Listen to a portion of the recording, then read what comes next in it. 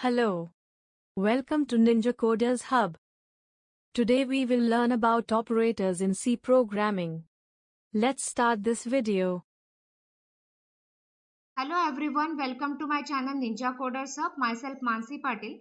आज का हमारा जो वीडियो है वो structure of programming and types of operator का। जो मैंने लास्ट वीडियो बनाया था, लास्ट वीडियो में हमने देखा कि जो भी आपके टोकन्स थे, कैरेक्टर सेट था और टाइप्स ऑफ ऑपरेटर हमने लिया था। जो टाइप्स ऑफ ऑपरेटर हमारा एक्सप्लेनेशन बाकी था वो आज के वीडियो में हम आज लेने वाले हैं। तो अभी देखते हैं पहले structure of programming, structure of C programming देखते हैं। ये है आपका स्ट्रक्चर। तो यहाँ पे मैंने ऑलरेडी प्रोग्राम एक राइट करके रखा है जहाँ पे आपको दिख रहा है कि hash include stdio.h, conio.h header file वगैरह ली है और हेलो वर्ल्ड का हमने प्रोग्राम किया है। तो ये इसका जो आउटपुट है, इसका आउटपुट कैसे दिखने वाला है कि सिर्फ और सिर्फ आउटपुट में आएगा आपको हेलो वर्ल्ड, मतलब आपको हेलो वर्ल्ड प्रिंट करके बताना है। तो इसके लिए मैंने ये जो स्क्रीन पे दिख रहा है आपको प्रोग्राम, तो आप देख सकते हो कि hash include stdio.h, hash include conio.h। जो stdio.h है उसके सामने मैंने एक कमेंट दी है। कमेंट जो रहता है वो हमारे डबल स्लैश देके हम कमेंट देते हैं, मतलब जब हमें कमेंट देना पड़ता है तब हम डबल स्लैश यूज करते हैं। ये इग्नोरिंग स्टेटमेंट में चला जाता है और प्रोग्राम एग्जीक्यूशन के टाइम पे इस लाइन का कुछ भी इफेक्ट नहीं होता हमारे प्रोग्राम के ऊपर। तो आप देख सकते हो कि वहां पे मैंने कमेंट लिखी है कि standard input output header file है। जो stdio.h आप यूज करते हो वो क्या है, एक standard input output header file. Then जो नेक्स्ट वाली हेडर फाइल आपको दिख रही है वहां पे लिखा है कि हैश इंक्लूड conio.h। ये जो स्टेटमेंट है, ये conio.h जो है वो है आपका console input output header file. ये क्या रहता है, आप console input output header file मतलब जो भी आपका आउटपुट विंडो रहती है, आउटपुट की जो स्क्रीन रहती है उसके रिलेटेड जो भी फंक्शन रहते हैं वो उसके लिए हम conio.h यूज करते हैं। और ये कंसोल जो आपकी इनपुट आउटपुट जो कंसोल की जो हेडर फाइल है वो कंसोल विंडो के लिए रहते हैं, ठीक है। तो ये वॉइड मैन है। अब नेक्स्ट वाला जो स्टेटमेंट है वो हमारा है वॉइड मैन। वॉइड में वॉइड जो रहता है वो एक रिटर्न टाइप है। वो बाय डिफॉल्ट जीरो वैल्यू ही लेता है, मतलब कोई भी वैल्यू वो रिटर्न नहीं कर सकता। और वहां पे कमेंट में मैंने लिखा है कि जो मेन आप यूज करते हो, main and open close bracket, जो भी आपका फंक्शन रहता है उसके सामने आप ओपन क्लोज ब्रैकेट यूज ही करना पड़ता है। तो मेन ये क्या हो गया, आपका मेन फंक्शन हो गया। उसके बाद में हमने प्रोग्रामिंग बॉडी का जो करली ब्रैकेट था वो आपने ओपन किया है। ओपन करने के बाद में हम लोगों को क्या प्रिंट करना था, हेलो वर्ल्ड प्रिंट करना था। तो लास्ट वीडियो में मैंने बताया था आपको कि जो भी आपकी स्ट्रिंग रहेगी या तो फिर स्टेटमेंट रहेगा उसके लिए आप डबल कोट यूज कर सकते हो, मतलब डबल कोट में आपको लिखना पड़ता है। तो डबल कोट में आपने लिखा है कि हेलो वर्ल्ड, जो आपने प्रिंट में लिखा है। प्रिंटफ एक ऐसा फंक्शन है कि जो भी आपको प्रिंट करना होता है उसके लिए आप यूज करते हैं प्रिंटफ। एंड देन है hello world. Okay, hello world उसमें लिखा है तो वो वैसे के वैसे प्रिंट करके आ जाएगा। और बाद में लिखा है हमने गेट ch, ये क्या रहता है, गेट कैरेक्टर मेथड रहती है। ये मेथड हम इसलिए यूज करते हैं, इस जो ये जो फंक्शन है या फिर ये एक मेथड है गेट ch करके, गेट कैरेक्टर बोल सकते हैं आप उसको। और ये जो मेथड रहती है to hold output screen until any key press from keyboard. हम जब तक कीबोर्ड पे एक बटन कोई भी प्रेस नहीं करते तब तक वो होल्ड करके रखती है आउटपुट स्क्रीन को, ठीक है।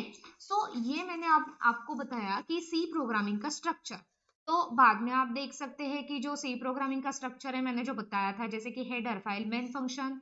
आपको अगर वेरिएबल डिक्लेरेशन करना हो तो वो पहले वेरिएबल डिक्लेरेशन कर सकते हैं, फिर प्रोग्रामिंग बॉडी आती है, फिर रिटर्न जीरो या फिर गेट ch जो भी रहता है आपको रिटर्न करना है वो आप दे सकते हो, ठीक है।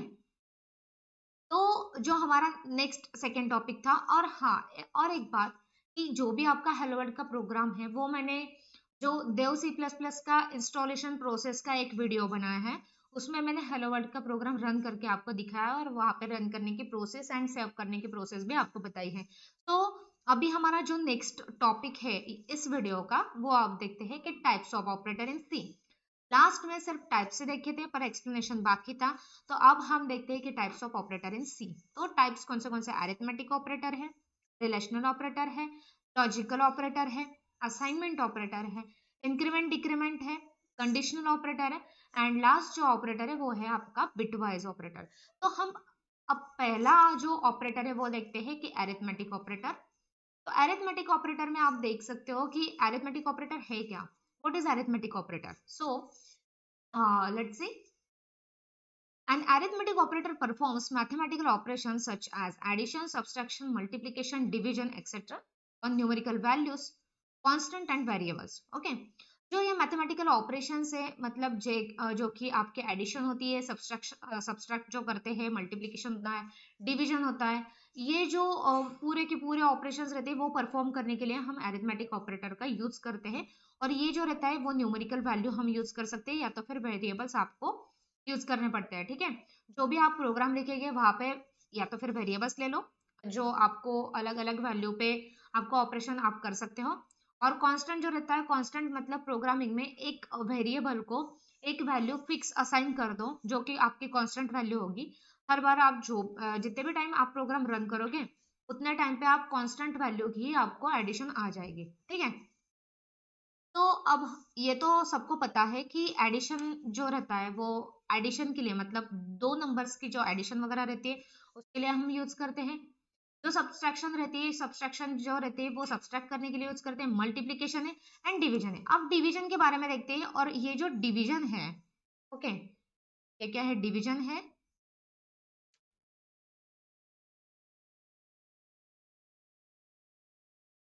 ये जो डिवीजन ऑपरेटर है, ये जो डिवीजन ऑपरेटर रहता है वो डिवाइड ही करता है। और जो मॉड्यूलस ऑपरेटर आपको दिख रहा है मतलब जो कि परसेंट परसेंट का साइन है, तो परसेंट के साइन के यहाँ पे भी हम क्या यूज करते हैं? डिवीजन ही परफॉर्म करते हैं। सिर्फ फर्क इतना है, ये जो आपका डिवाइड रहता है ये लेता है आपका क्वेश्चन, एंड ये जो आपका परसेंट साइन रहता है वो रहता है आपका रिमाइंडर। मतलब अगर आप डिवीजन परफॉर्म कर रहे हो 25 डिवाइडेड बाय 5 आपने किया, ओके, 5 5 जा 25, तो आपका ये जो आंसर है ये 0 आ जाएगा। अगर आपने रिमाइंडर यूज किया तो आपको मिलेगा ये 0, ओके। एंड अगर आपने ये डिवीजन यूज किया तो वो मिलेगा आपको 5। ठीक है, तो इतना फर्क है इसमें। सो अब हम देखते हैं कि एडिशन ऑपरेटर का प्रोग्राम। एडिशन ऑपरेटर में अब हम देखते हैं कि जैसे कि आपने जो फाइल्स ली थी वो फाइल्स में ले रही हूँ यहाँ पे, हैश इंक्लूड fonio.h, देन आपका है voidman। voidman के बाद में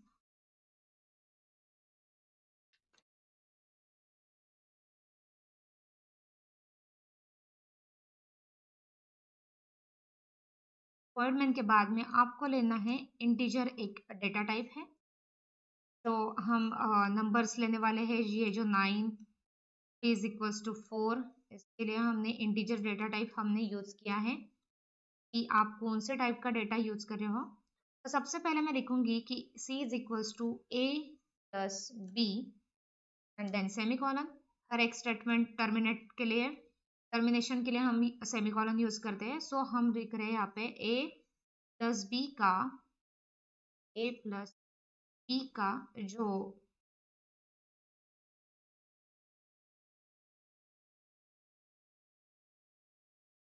a plus b equals two percent D, जो भी आपका आने वाला आंसर है वो भी आप परसेंट डी में ही मिलेगा। मतलब हम इंटीजर के लिए यूज करते हैं परसेंट डी।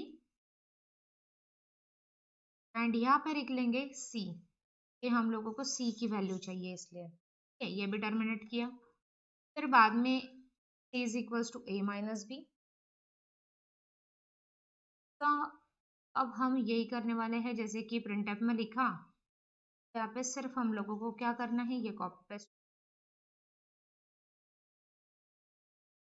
यहाँ पे सिर्फ क्या आएगा, आपका माइनस आएगा। अब देखते हैं कि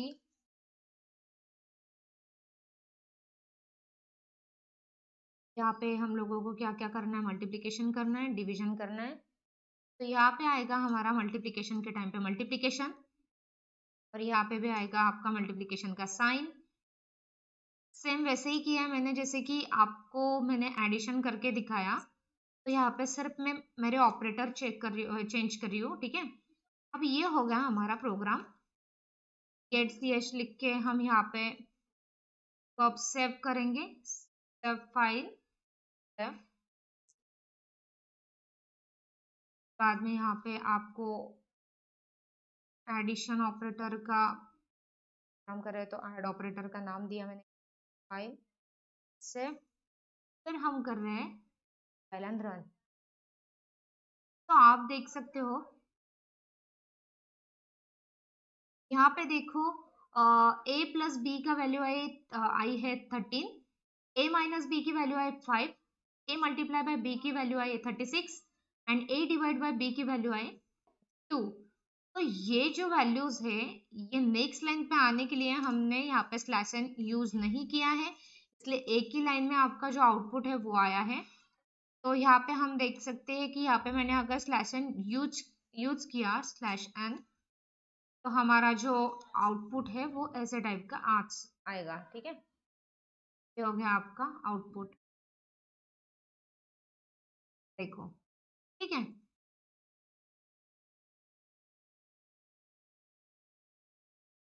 तो अब हमारा सेकंड जो ऑपरेटर है वो है रिलेशनल ऑपरेटर। रिलेशनल ऑपरेटर का देखा जाए तो relational operator are the operator used to create a relationship and compare the values of two operands. These operator compare two values and result in one of two possible outcomes either true or false। ठीक है, ये जो relational operator है ये comparison के लिए operate, मतलब इसको कंपैरिजन ऑपरेटर भी हम बोल सकते हैं। और ये जो ऑपरेटर रहता है वो रिलेशनशिप रिप्रेजेंट करने के लिए हम मतलब जो रिलेशन है टू ऑपरेंड्स का वो डिस्क्राइब करता है।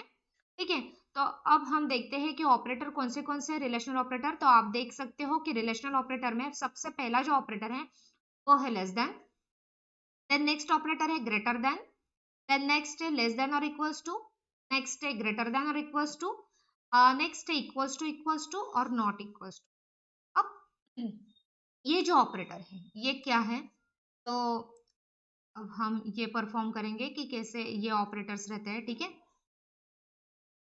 ये जो लेस देन ऑपरेटर है आपका लेस देन, ठीक है, अगर मैंने राइट हैंड साइड में अगर 10 लिखा है तो ये लेस देन ऑपरेटर है। ठीक है, और तो लेस देन ऑपरेटर में यहाँ पे कौन सी वैल्यूज आएगी, ये लेफ्ट साइड में हर एक वैल्यू 10 से कम होगी, मतलब यहाँ पे 9 आएगी, 8 आएगी, 7 आएगी, अप टू इन्फिनिटी। बट कैसे आएगी, सब लेस रहेगी वैल्यू। अगर मैं यहाँ पे ग्रेटर देन यूज करी हूँ और यहाँ पे मैंने अगर 10 लिखा है तो ग्रेटर देन का मतलब रहता है कि बड़ा, मतलब 10 से ग्रेटर नंबर ही रहने वाले हैं यहाँ पे। ओके, जैसे कि 11 है, 12 है, 13 है।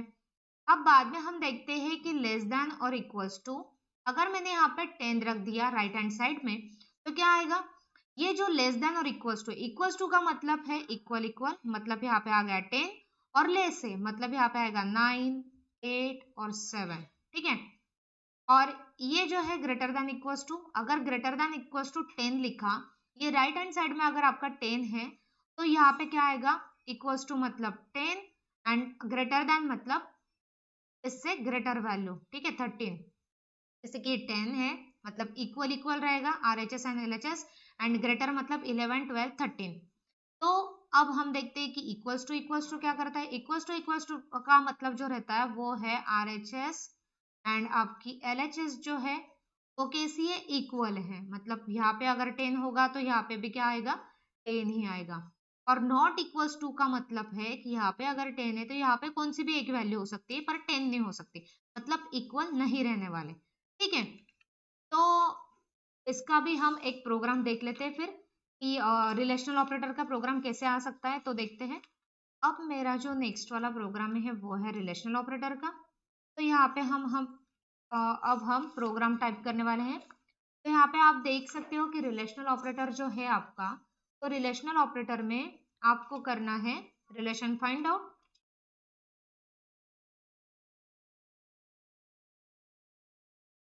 तो यहाँ पे मैं दूंगी integer a equals to 5, comma b equals to आपकी वैल्यू 5 ही है, एंड c इक्वल्स टू आपकी वैल्यू जो है वो 10। ठीक है, 10 के बाद में मैं यहाँ पे लिख रही हूँ printf, एंड printf में लिखने वाली हूँ कि जो भी आप वैल्यूज स्टोर किया है वैल्यूज वो है आपकी परसेंट, मतलब परसेंट ही हम इसलिए यूज करें क्योंकि ए, बी और सी की वैल्यूज मैंने किस पर मतलब किस में स्टोर किए, तो मैंने इंटीजर डेटा टाइप में स्टोर किए, इसलिए हम यहाँ पे %d यूज करें और %d इक्वल्स टू %d कर रहे हैं हम, मतलब जो भी दो नंबर्स रहने वाले हैं वो इक्वल्स टू है या नहीं हम चेक कर रहे हैं। तो ये यहाँ पे लिख रही हूँ मैं इज जैसे %d रहने वाला है वो, एंड यहाँ पे स्लैश एन लिखने के बाद में यहाँ पे देख सकते हैं कि हम कंपैरिजन कर रहे हैं ए और बी में, ठीक है, ए और बी में, और ये हम प्रिंट करने वाले हैं A and B. A equal, अब हर एक ऑपरेशन हम ऐसे ही परफॉर्म करने वाले हैं।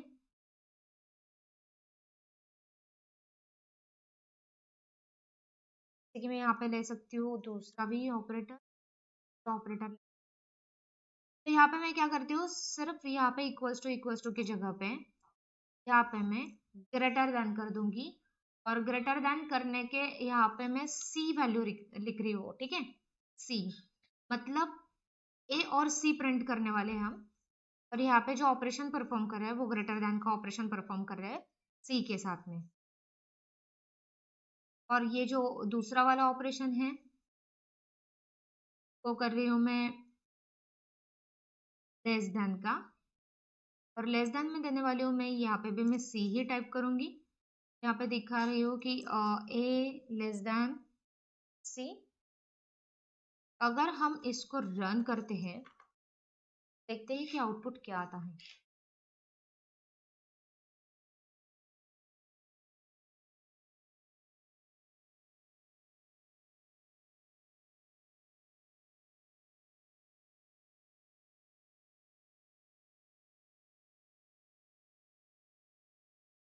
तो आप देखते हो कि यहाँ पे मैंने अगर एग्जीक्यूट भी किया प्रोग्राम, पहले रन किया, तो आपको आउटपुट ट्रू और फॉल्स के जरिए मिल सकता है, ये मतलब ट्रू और फॉल्स में आएगा।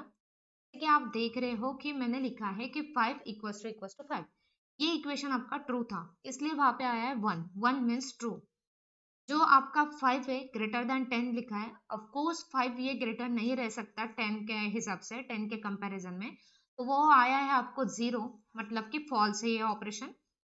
देन मैंने लिखा था कि 5 is less than 10, of course ये लेस देन है, तो वहां पे लिखा है 1, मतलब आपको आया है, आपका जो आंसर है वो उसने दिया है ट्रू, ठीक है।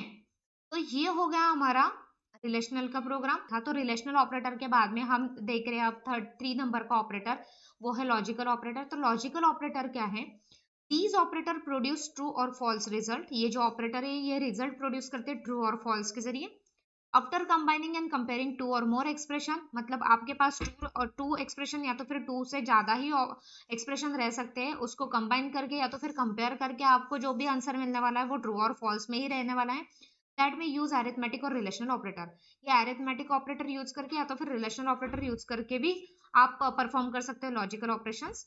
आप देख सकते हो कि यहाँ पे लिखा है ऑपरेटर्स कौन से है, तो लॉजिकल ऑपरेटर में सबसे पहला वाला ऑपरेटर है लॉजिकल एंड ऑपरेटर, बाद में जो सेकंड वाला ऑपरेटर है वो है लॉजिकल और ऑपरेटर, एंड लास्ट वाला जो ऑपरेटर है वो है आपका लॉजिकल नॉट ऑपरेटर। तो आपको मीनिंग मैंने बताया कि लॉजिकल एंड क्या है, तो true only if all operands are true, अगर ऑल जो भी ऑपरेंड्स है वो ट्रू रहने वाले हैं एंड ऑपरेटर के जरिए, तो वो तब ट्रू राइट करेगा। जब मतलब दो एक्सप्रेशन या तो फिर दो से ज्यादा एक्सप्रेशन आपको है दिए हुए हैं और वो ज्यादा मतलब टू के टू एक्सप्रेशन आपके इक्वल है, मतलब जो भी आपके ऑपरेशंस हैं, अगर आप एंड ऑपरेटर यूज कर रहे हो, लॉजिकल एंड ऑपरेटर आप यूज कर रहे हो और दोनों एक्सप्रेशन आपके कैसे है कि ट्रू है, ओके, मतलब ट्रू रहेगा तो ही वो ट्रू प्रिंट करेगा, अदरवाइज वो फॉल्स राइट करेगा। बाद में आपको लिखा है और ऑपरेटर, लॉजिकल और ऑपरेटर क्या कह रहा है, true only if either one operand is true, अगर एक ही एक्सप्रेशन या तो फिर एक ही ऑपरेंड आपका ट्रू है और दूसरा फॉल्स है, तभी भी वो आपको ट्रू ही देने वाला है। और लॉजिकल नॉट जो रहता है वो रहता है कि true only if operand is one, sorry 0, मतलब अगर ये जो ऑपरेटर है नॉट वाला ऑपरेटर, इसमें एक ही इनपुट लगता है, अगर आपने 1 इनपुट दिया तो वो आपको 0 आउटपुट देगा, आपने अगर 0 इनपुट दिया तो आपको 1 आउटपुट देने वाला है। तो यहाँ पे एग्जाम्पल भी मैंने दिए हैं कि सी की वैल्यू जो है वो है 5 वैल्यू है, एंड देन ए की वैल्यू जो है वो है 2, यहाँ पे लिखा है कि सी इक्वल्स टू 5, तब ये भी ऑपरेशन आप ट्रू है क्योंकि सी की भी वैल्यू 5 है और यहाँ पे दिया हुआ जो है वो भी क्या है आपका 5 है। तो एंड यूज किया है एंड यहाँ पे लिख रहे हैं कि डी इज ग्रेटर देन 5। अब डी जो है वो है 2, ऑफ कोर्स 2 ये ग्रेटर नहीं होगा 5 के साथ में, तो इक्वल्स टू 0, इसलिए इसने 0 आंसर दिया है। 0 का मतलब होता है फॉल्स। ओके, तो आप देख सकते हैं कि यहाँ पे लिखा है c is equal to 5 and d is equal to 2।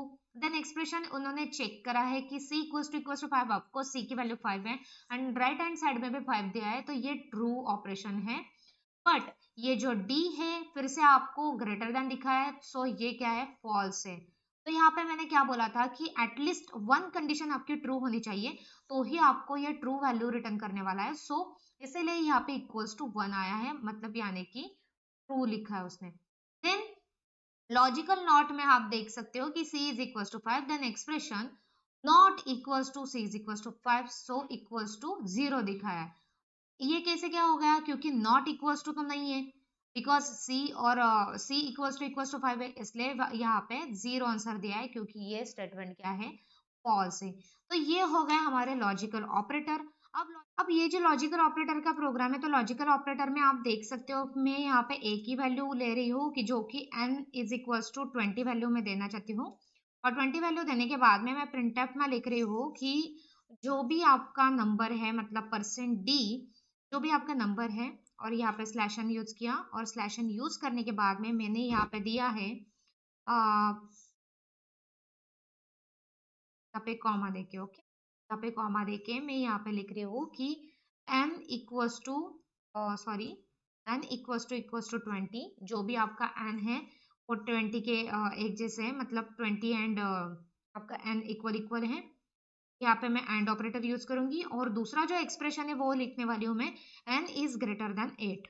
Okay, n is greater than 8।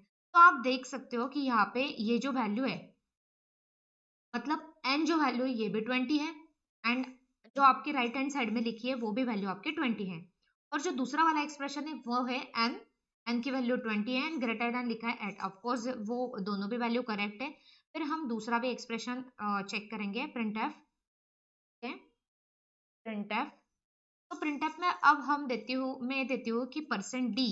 Okay, %d again slash n use करी हूँ मैं क्योंकि नेक्स्ट लाइन पे उसने लेना चाहिए, और यहाँ पे जो एक्सप्रेशन है मैं लेती हूँ कि n is greater than 21। Okay, n is greater than 21, and मैं यहाँ पे एंड ऑपरेटर परफॉर्म करी हूँ, एंड यहाँ पे दूंगी मैं एक कंडीशन। चलो ठीक है कि हम एक कंडीशन ट्रू देते थे। ठीक है, तो आपको दिख रहा है कि मैंने ये दो कंडीशन ली हैं।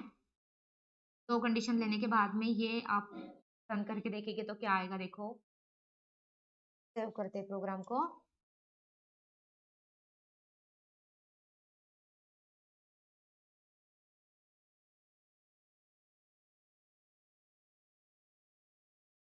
अगर आप ये प्रोग्राम को सेव करोगे तो आपको आउटपुट ऐसा मिलेगा।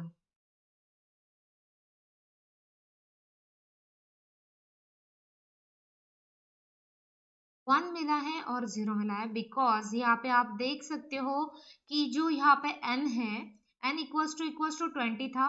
ओके, था, और n ग्रेटर देन 8 था। यस था, बिकॉज n की वैल्यू मैंने 20 दी थी।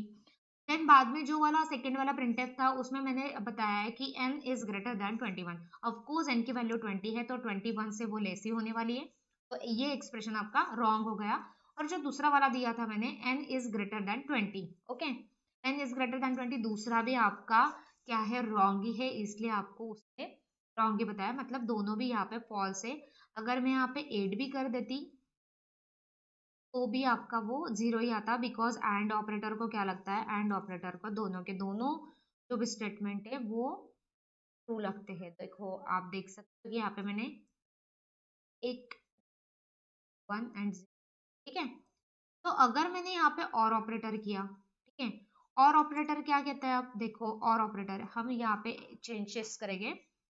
यहाँ पे भी मैंने और ऑपरेटर यूज किया, यहाँ पे मैं और एक ऑपरेशन लिखती हूँ कि दोनों अगर मैंने स्टेटमेंट क्या रखे, मैंने अगर दोनों भी स्टेटमेंट गलत ले लिए, ठीक है, तो दोनों स्टेटमेंट अगर मैंने गलत लिए तो कैसा आता है, देखो n इज ग्रेटर देन 20 लिखूंगी मैं, 21 सॉरी, यहाँ पे और ऑपरेटर परफॉर्म कर रही हूँ मैं, एंड यहाँ पे लिखूंगी दूसरे वाले ब्रैकेट में कि हमारा जो n है, ओके, ये लेस देन है 8 से। जब 8 के साथ आप कंपेयर करते हो तो ये लेस देन है, ऐसा हम कर रहे हैं। और अगर मैंने प्रोग्राम रन किया, देखो आपको मिली value 1 1 and 0। Why? Because n की वैल्यू 20 है, सो ये दोनों भी ट्रू थे, बराबर, ये दोनों भी ट्रू थे इसलिए 1 आई। ये जो एक स्टेटमेंट इसका ट्रू था जो कि n n ग्रेटर देन 8 था, और जो लास्ट वाला जो स्टेटमेंट था दोनों के दोनों क्या थे, फॉल्स थे, इसलिए आपको क्या दिया है उसने, आंसर 0 दिया है। आज के वीडियो में हमने 3 ऑपरेटर ले लिए, जो भी आपको मैंने दिखाए थे अरिथमेटिक ऑपरेटर्स था। अरिथमेटिक ऑपरेटर के बाद में कौन सा था, रिलेशनल ऑपरेटर था, लॉजिकल ऑपरेटर था, और सबसे पहले हमने प्रोग्रामिंग का स्ट्रक्चर भी देखा, जो सी प्रोग्रामिंग लैंग्वेज में कौन से हेडर फाइल वगैरह यूज करते हैं, फर्स्ट हेलो वर्ल्ड का प्रोग्राम वगैरह मैंने बताया। सो आज के वीडियो के लिए इतना ही। जो बाकी बचे हुए जो ऑपरेटर, रिमेनिंग जो 4 ऑपरेटर है, वो हम नेक्स्ट वीडियो में ले लेंगे, ठीक है। अगर आपको हमारा आज का वीडियो अच्छा लगा हो तो please like, share and subscribe. और डिस्क्रिप्शन में मैंने पहले भी बोला था कि आपको मैंने ये नोट्स की जो लिंक है, मतलब टेलीग्राम पे हम जो नोट्स भेजते हैं आपको, उसकी जो लिंक है वो डिस्क्रिप्शन में दी हुई है। So thank you so much.